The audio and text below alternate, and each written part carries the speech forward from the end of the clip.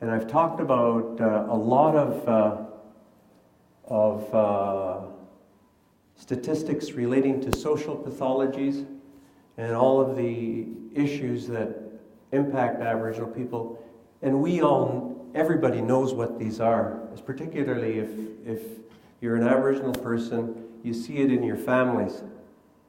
You see it in your extended families. But for a lot of people, it's really important, I think, to put a face to the name of all of these social pathologies. And last year, Global Television had done a program, and they'd done an interview of me, and they also had done an interview of a poor Aboriginal lady. And I want to just play a short clip from that interview so you can see what I'm talking about. Violet Abagosis, second generation of incarcerated motherhood. My mom killed my dad when I was a baby. So she lost us all, and she did time in the penitentiary. So she lost all us kids. So you grew up in foster homes. Did you go to school? I went as far as grade 8. I started living on the street since I was 13. I'm on social assistance. I've been on social assistance most of my life.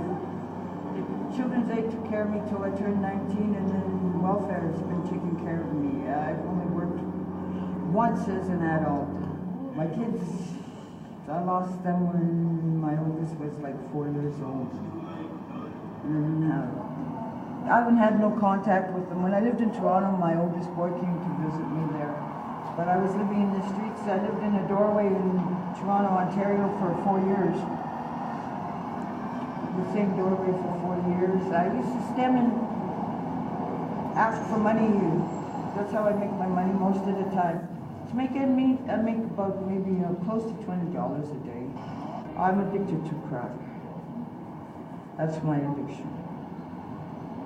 And pot. Now I do it because it keeps my mind off of Dennis and my husband. And what happened to Dennis? He died of pneumonia August 19th of this year. Last year, 2007 now. I took him to the hospital 3 days before that. The hospital was supposed to have done a CAT scan, taken x-rays and everything, and they sent him home. He couldn't walk. They sent him home and told him there was nothing wrong with him. He laid in bed for 3 days.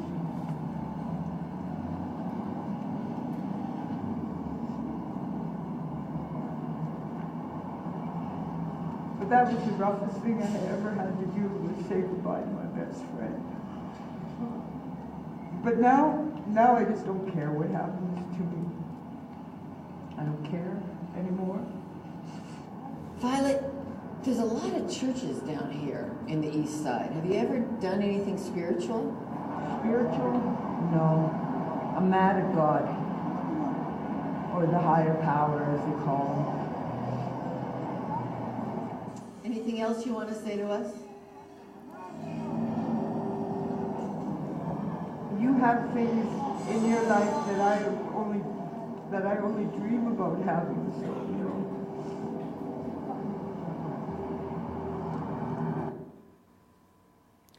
So that's the really terrible life of Violet Abagosis. And so my Aboriginal reason for thinking why this is important now, is because if we don't do something, we're essentially sentencing a lot of our young people to the kind of life that Violet's had to endure. We have to do something. Our children shouldn't be growing up feeling that they don't care about their lives. They shouldn't be growing up feeling that they should be mad at the Creator. But there's another reason why this is very important. And this is a reason, I think, from the point of view of Canada as a nation. And it has to do with demographics, both taking place within the Aboriginal community and within the mainstream society as a whole. Aboriginal population is the young and growing very, very rapidly. This bar graph shows that from 1951 to 2001, the Aboriginal population grew 7 times. The mainstream population only doubled in comparison. This is leading to what I call the demographic tsunami. And what the demographic tsunami is that in 2006, the Aboriginal, not the Aboriginal population, the Indian and Inuit population received about $10 billion in today's dollars in transfer payments, and about another $10 billion in the form of services from provinces and territories. Most people don't realize that the Métis population in Canada, which is about 1 million people by their estimates, is the only mixed blood population in the world who have their rights entrenched in the national constitution. From a legal point of view, that has specific ramifications. It means, like treaties, when you establish Métis rights as a right, they become protected by the Constitution, just like treaties. Métis are winning cases at the Supreme Court of Canada level, establishing Métis rights as Aboriginal rights, and they say they're going to use those rights to get the same level of government programming as Indians and Inuit.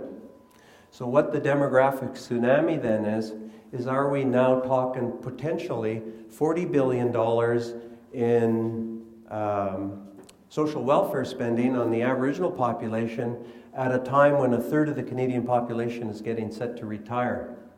1/3 of the Canadian population will no longer be paying taxes into the tax coffers of the nation, and those people themselves that are retiring will be reliant for a long period of time on very expensive social welfare programs like healthcare.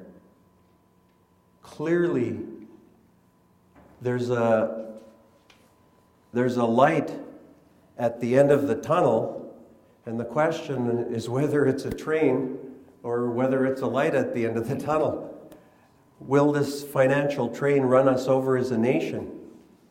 If Canada wishes to remain competitive and to have the prosperous standard of living which we enjoy, we have to figure this out.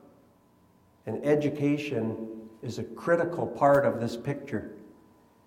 We have to figure out how we're going to get more Aboriginal people educated quicker.